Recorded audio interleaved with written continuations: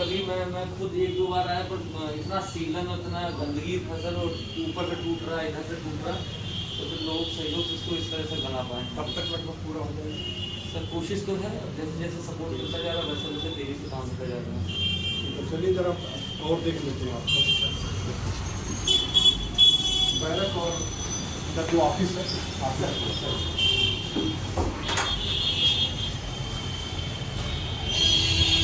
वाला इसको गंदा एकदम हो गया। उनको अभी इसी में भी करवाना है, तो धीरे धीरे साफ कराता है। नहीं जन सुनवाई वाला है ना, की हर दूसरी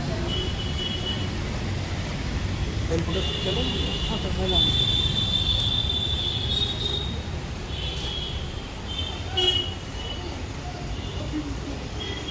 जान छुड़ा के क्या नाम बेटा तुम्हारा? गुड़िया भारती। आप अकेले हो? क्यों अकेले क्यों? सर इस समय फोर्स का डिमांड काफ़ी जगह से आ गया हुआ था, और प्लस रोटेशन में सब लोग चलते हैं सर 8-8 दिन। इसको इंश्योर किया तो ये एट ए टाइम 2 महिला कांस्टेबल महिला हेल्थ इस प्रकार से मैनेजमेंट रखते कि एट ए टाइम 2 महिला कांस्टेबल जरूर है। सर क्या समस्या, आप लोग कोई समस्या लेकर आए? हाँ सर। क्या समस्या? सर हस्बैंड थोड़ा सा ड्रिंक करके सर बहुत परेशान कर रहे हैं, उसने बच्चे से गाली गलौज की सर। घरेलू हाँ समस्या? सर जी सर। बच्चे हैं आप? जी सर 3 बच्चे हैं।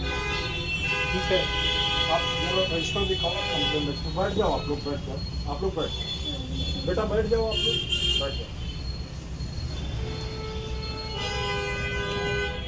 आप लोग, बैठ जाओ। बैठ जाइए, बिल्कुल बैठ परेशान जाइए। मत हो। हेलो बैठिए बैठिए बैठिए।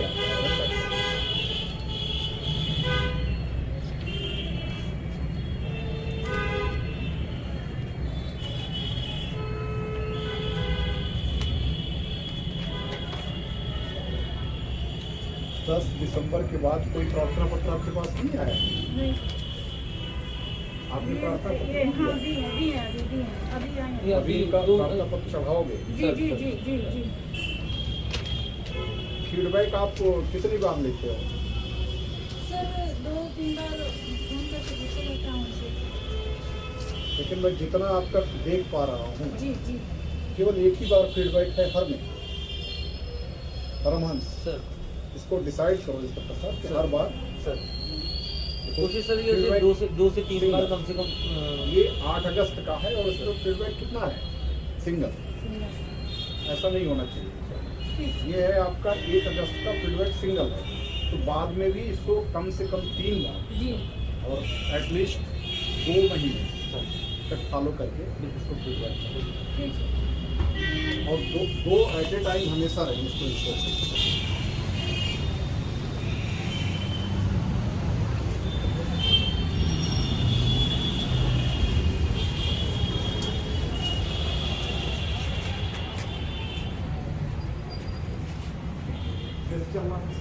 हाँ मेस से ही खाना खाना चाहिए, हमेशा आपको मेस से ही खाना चाहिए। इससे मेस में खाने की गुणवत्ता हमेशा बनी रहेगी। जी मैं दोनों टाइम ही मेरा यहीं से ही जाता हूँ, मैं कहीं और से खाना खाता नहीं।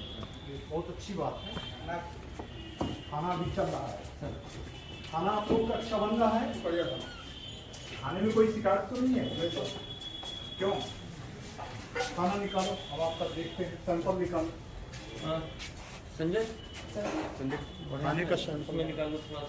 आप लोग बताओ बेटा, खाना कैसे मिलता है? सही है? अच्छा खाना सभी लोगों को अच्छा मिलता है? हाँ। आप ही लोगों का तो मेनू तो आप ही लोग बना रहे होंगे, और बनाता है मेरा? अभी सर जो पनीर से बना था वही चल रहा है। ये लोग भी ये सर ये बाहर से आए होमगार्ड है सर। अच्छा तो जो 10 होमगार्ड हमारे यहाँ से कर रहे थे तो उनको ये लोग ड्यूटी में आए हैं या वही अगले 15 जनवरी से 15 अटैच है। DVIP duty? सर तो ये लोग यहीं पर आवासित हैं, यहीं रुके हुए हैं? हाँ अभी सर यहाँ पे आरकम इंटर कॉलेज है, वहाँ पे ये लोग थे, तो वहाँ से भी ड्यूटी करके आए हुए हैं। सर तो कहाँ से आए हो आप? मैनपुरी। मैनपुरी। भोजन यही मिल रहा है? अच्छा है भोजन? ठीक। सर हम 6 दिन की ड्यूटी के चक्कर में आए थे सर, अब रुक गए। अब पैसे की बहुत समस्या पड़ रही है। वेतन की बात कर रहे हो? ना अब पैसे मतलब मेरे पास 5-6 दिन। ये आपके वहाँ से कमांडेंट होंगे, होमगार्ड के कमांडेंट होंगे जिन्होंने भेजा होगा।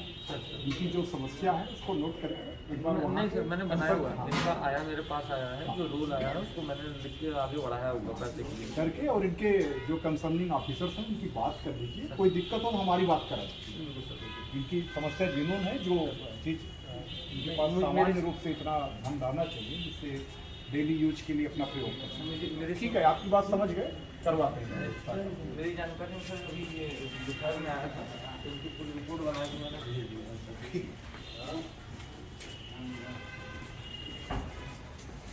बाकी सर ये स्पष्टीकरण में है पूरा बिल्डिंग की, तो उस स्पष्टीकरण के लिए आदेश हो चुका है। किस वाली बिल्डिंग का? ये पूरा पूरा पूरे का पूरे? तो नया बनेगा पूरा? बनेंगे तो 2 चीज़ें आ रही हैं सर। जो सरकार, जो शासन ने इसका मलबे का बहुत लगा हुआ है। क्यों समय लगा रहे हो भाई? अरे जल्दी खाली नहीं है, खाली लेके आओ ना, क्या कर रहे नहीं, जो भी है वही लेकर, कोई थाली की जरूरत नहीं। सैंपल में निकालो, केवल हमें सैंपल देखना है। बहुत थोड़ा सैंपल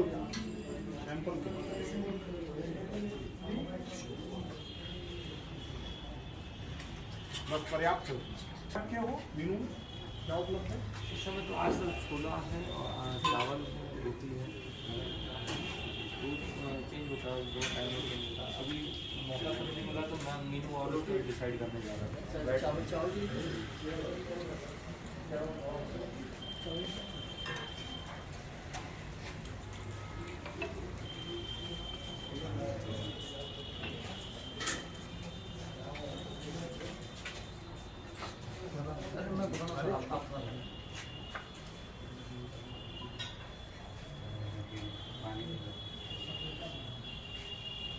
नमक ज़्यादा खाते हैं क्या लोग?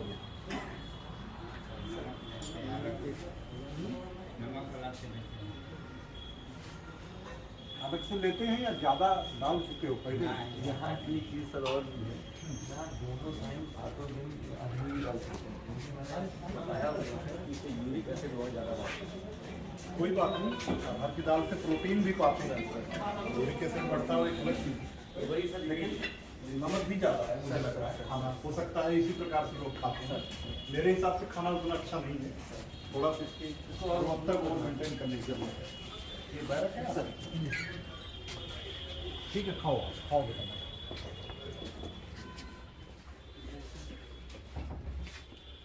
साफ सफाई यहाँ पे विशेष करके इस समय रखो, क्योंकि मच्छर वगैरह दिख रहे हैं, तो थोड़ा सा ध्यान रखने की जरूरत है।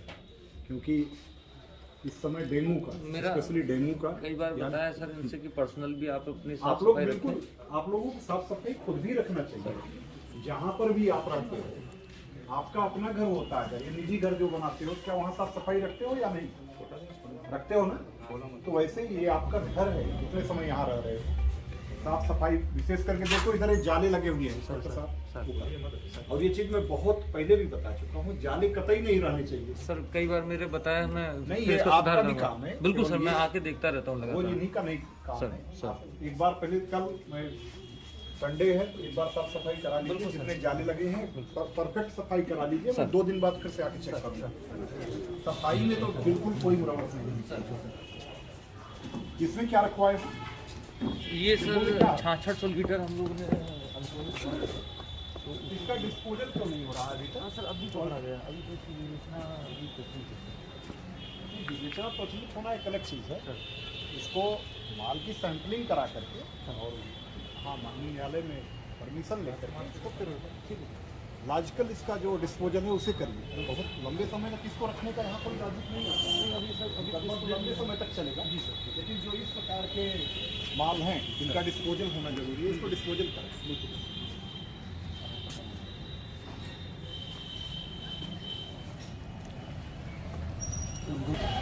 ये बोर्ड कैसे है? ये बोल रहे हैं सर, ये चौकी भी कर रही है, चौकी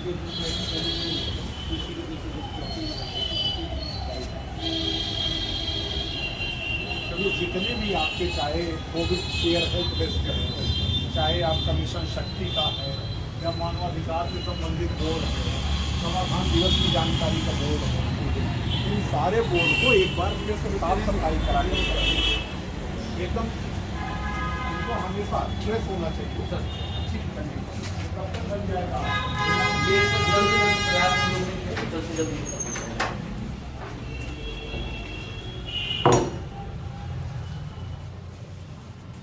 लेके आओ, मैं आपको कुछ रजिस्टर के नाम बता रहा हूँ, उनको लेकर के आओ। कौन है यहाँ पे? मुंशी को बुलाओ, किसी को बुलाओ।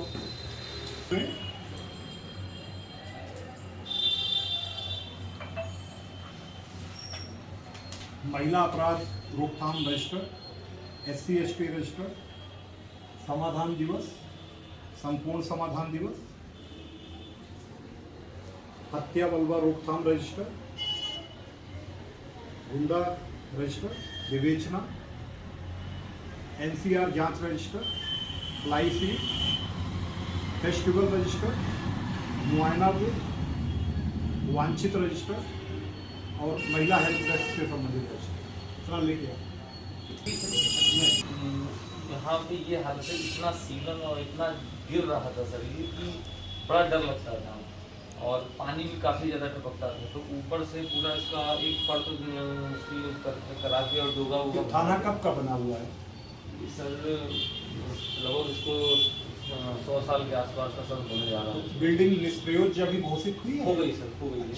तो ये इसी स्थान पर बनेगा या कोई और स्थान पर बनेगा? इसी पे ही बनने के लिए प्रस्तावित है सर। दो कारणों से है कि इसका जो मलबे की कॉस्ट है उस कॉस्ट पे कोई इसको लेने कॉस्ट में मलबा लेने को अभी नहीं मिल पाया है। दूसरा कि कोई प्लेस जहाँ पर शिफ्ट किया जा सके वो प्लेस अभी डिसाइड क्योंकि जितने समय नया थाना बनेगा उतने समय कहाँ से एक्टिव रहेगा? अगर इसी प्लेस पर बनेगा सर तो टेम्परेरी व्यवस्था करनी होगी। दो कारणों से ये बोल नहीं पा रहा है। अच्छा हमें ये बताओ, अभी आपके यहाँ जो नीलगिरी इंफ्रास्ट्रक्चर वालों पर कार्रवाई की गई, जो सफेद कोस भूमाफिया जिसका पूरा एक प्रकार से कहें कि प्रॉपर्टी डीलिंग के क्षेत्र में इसने एक अवैध कृत्यों का नया मानक खड़ा कर दिया, आपने गिरफ्तारी भी कर ली, गैंगस्टर एक्ट लग गया। सर गैंगस्टर अधिनियम के बाद धारा 14(1) के अंतर्गत की कार्रवाई की क्या स्थिति है? सर चूँकि सिगरा जो विवेचक हैं सिगरा हैं तो उन्हीं के साथ में अभी चेंज हुए हैं, उनसे सहयोग कराते हुए सारी चीज़ें कार्रवाई की है। आपने प्रॉपर्टी आइडेंटिफिकेशन की कार्रवाई की है? इसकी क्या क्या संपत्तियां हैं? सर बाहर कोई परिसंपत्तियां हैं? सर चल अचल क्या परिसंपत्तियां हैं? क्योंकि जो भी इस प्रकार के शातिर अपराधी लोग हैं, जरूरी नहीं है कि उन्होंने अपने नाम पर ही अवैध परिसंपत्ति अर्जित की हो, क्योंकि उनको भी कानून की बारीकियां पता है, उन्हें मालूम है कि उनके जो अवैध परिसंपत्तियां हैं वो जब्त की जा सकती हैं कानूनी दायरे में। तो ऐसे लोग ज़्यादातर अपने घर परिवार या रिश्तेदारों के नाम से या अपने कलीग्स के किसी नौकर के नाम पर, जो भी नियर एंड डियर हैं उनके नाम पर अवैध संपत्ति बनाते हैं, चाहे चल हो चाहे अचल हो।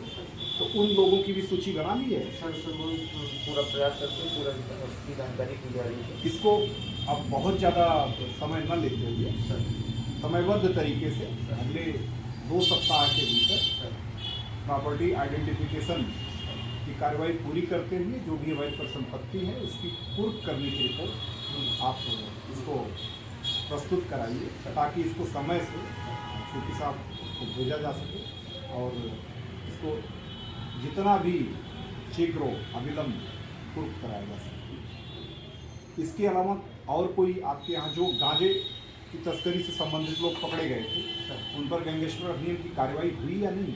सर चूँकि उसके विवेचक जयपुरा है सर, और जयपुरा मेरी परसों नरसों ही की बात हुई है। चार्जशीट लगी है या नहीं है? सर चार्जशीट अभी नहीं, अभी लगभग हफ्ते भर में चार्जशीट उनकी लगी। अभी उसमें कोई वांछित है?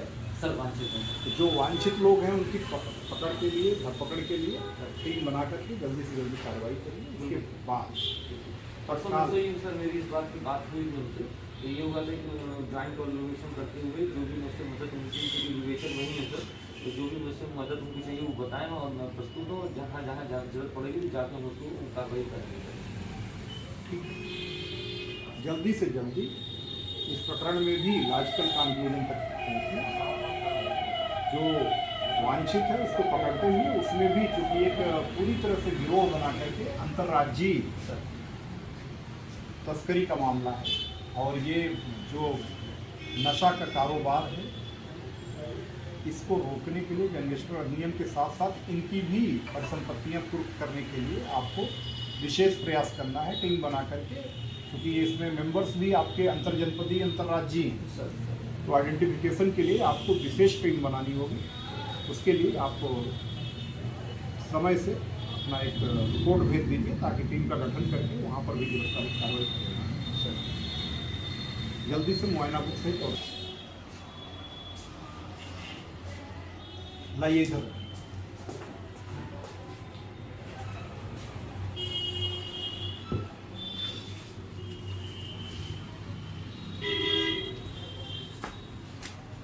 समाधान दिवस रजिस्टर, समाधान दिवस कब हुआ था? पिछला समाधान दिवस कब हुआ था? नवंबर महीने का इसमें पकड़ा।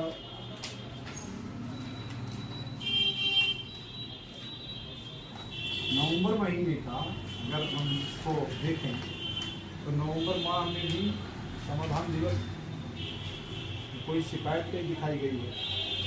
क्या नवंबर माह में कोई समाधान दिवस हुआ? समस्याएं नहीं आई? ऐसा क्यों हो रहा है? या तो समाधान दिवस का आपने मतलब ये माना जाए कि कोई समस्या नहीं है या प्रचार नहीं है, इसकी जानकारी लोगों को नहीं है, क्योंकि ऑफिस में तो बहुत सारे कंप्लेनेंट्स आते हैं जिनको रेवेन्यू रिलेटेड बहुत सारी समस्याएं होती हैं कि आवास से संबंधित समस्याएं हैं, जमीन से संबंधित समस्याएं हैं।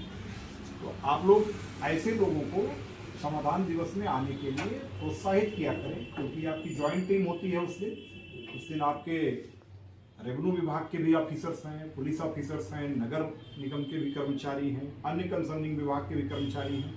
तो समाधान दिवस को पूरी तरह से लोगों में प्रचार प्रसार कर इसके बारे में उनको जागरूक करने की जरूरत है, ताकि उस दिन अगर वो समस्या लेकर के आते हैं तो उनको किसी अन्य ऑफिस में नहीं जाना पड़ेगा।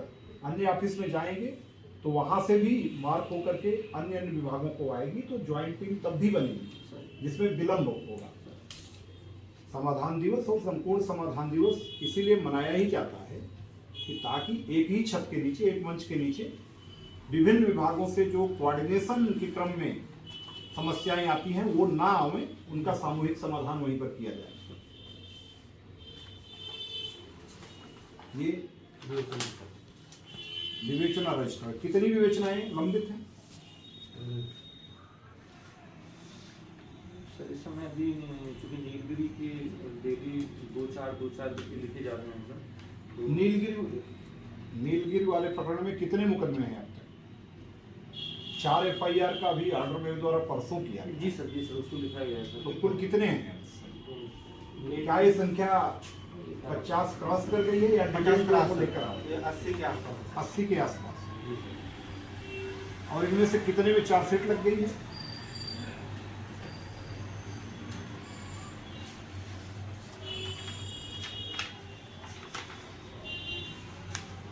ये पूरा 84 है सर। और इनमें से कितने में चार्जशीट लग गई है?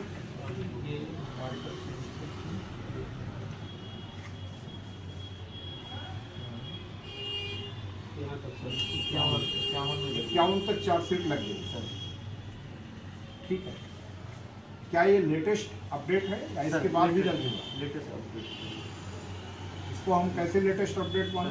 तारीख पड़ी हुई है 17/12 को। अच्छा ठीक है, 17/12 का है उल्लेख, कल का उल्लेख है जो हमने 4 मुकदमे का ऑर्डर मैंने किया था, 1, 2, 3, 4 ये चारों।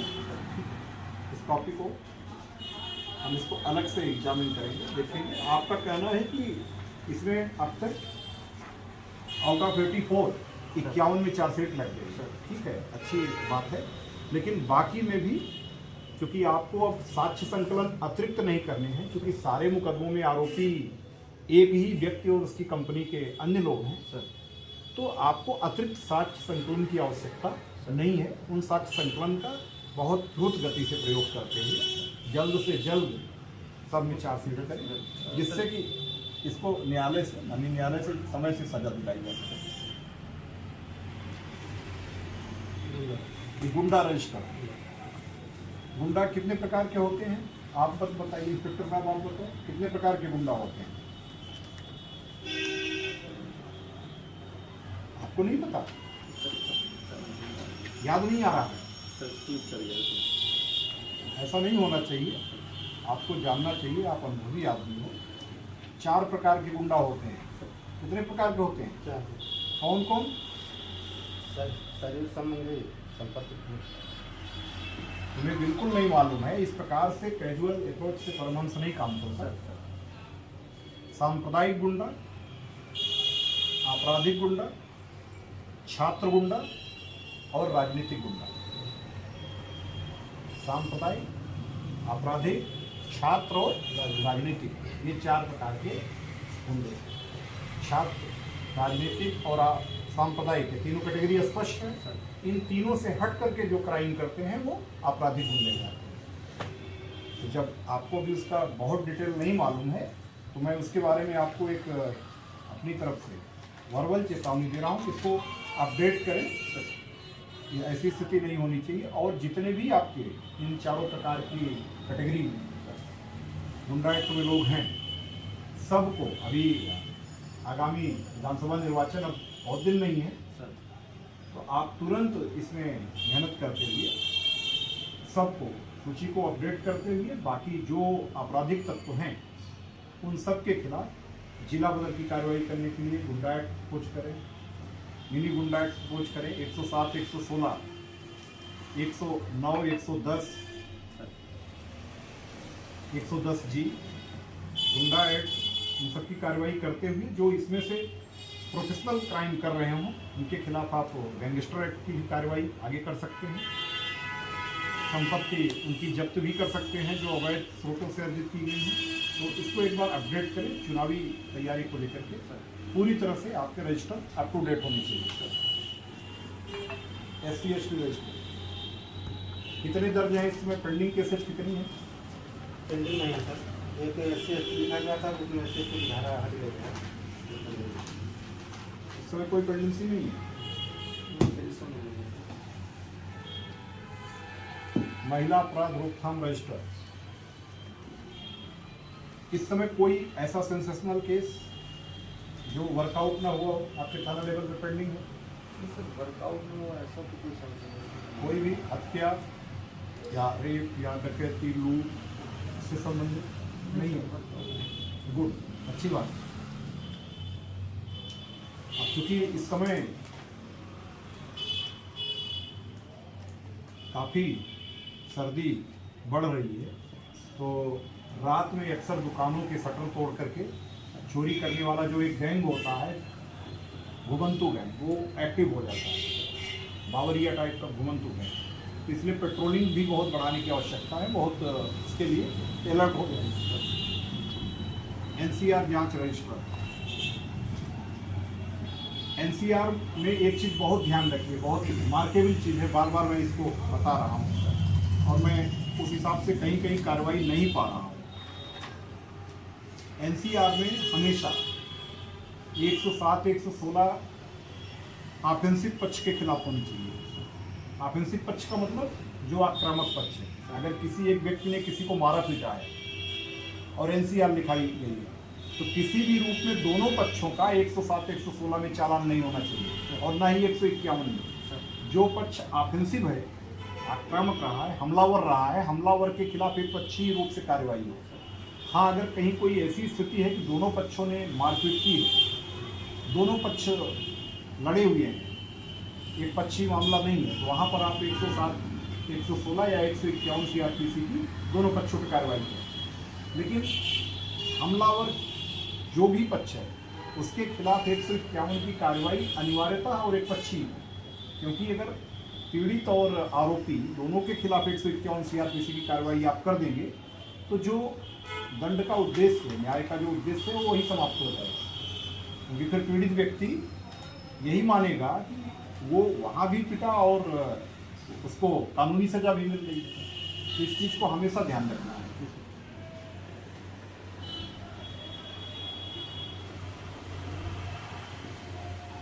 हत्या बलवा रोकथाम रजिस्टर,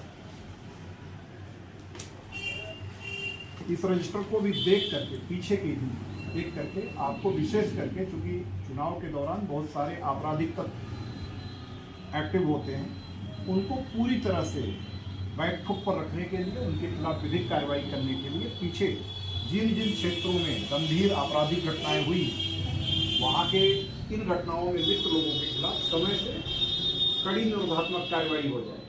मतलब अगर उनका ग्रेड गुंडा है, गैंगस्टर का है तो वो कार्रवाई हो जाए, एक्सेस खोलने का है वो हो जाए, 110G का है, 107, 116, जैसे अपराध का ग्रेड हो उस हिसाब से कार्रवाई सुनिश्चित करेगी। महिला हेल्प डेस्क आप सभी लोग जान रहे हो, बहुत ज़्यादा हमारा फोकस इस रजिस्टर पर होना चाहिए। किसी भी रूप में जो भी शिकायतें, समस्याएं महिला हेल्प डेस्क पर आती हैं, वहाँ पर ये अनिवार्यता महिलाओं के द्वारा ही अटेंड की जाए। ये पहले भी बताया गया है, हमेशा एक पाली में 2 महिलाएं रहें और फीडबैक अनिवार्यता लिया जाए। जो भी थाने पे आते हैं उनसे शिष्टता से, महिला हेल्प डेस्क वाले तो केस आए ही, बाकी भी फरियादियों से, जो हमारे आगंतुक कक्ष में जो भी अन्य फरियादी आते शिकायत करता है, उनसे भी बहुत सलीके से व्यवहार करें, विनम्रता से करें। ये चीज़ इंश्योर कराना है। रजिस्टर्स तो हमने आपके ऑलमोस्ट सारे देख लिए जो देखने थे। बस इतना ही मुझे कहना है कि एक तो साफ सफाई की व्यवस्था बिल्कुल अच्छी नहीं है। हालांकि आपकी बात से मैं सहमत हूँ, अभी आप कार्रवाई करा रहे हो यहाँ पर एक अपने कक्ष के फिर से पुनर्निर्माण की, लेकिन इसके अलावा बैरकों में साफ सफाई की व्यवस्था पर विशेष ध्यान दीजिए। बैरकों पर इसलिए विशेष ध्यान दीजिए क्योंकि डेंगू का प्रकोप ठंडियों में काफ़ी बढ़ जाता है। इसको ध्यान में रख करके वो चला लीजिए। बैरक की साफ सफाई का अभियान कल संडे को पूरी तरह हो जाए।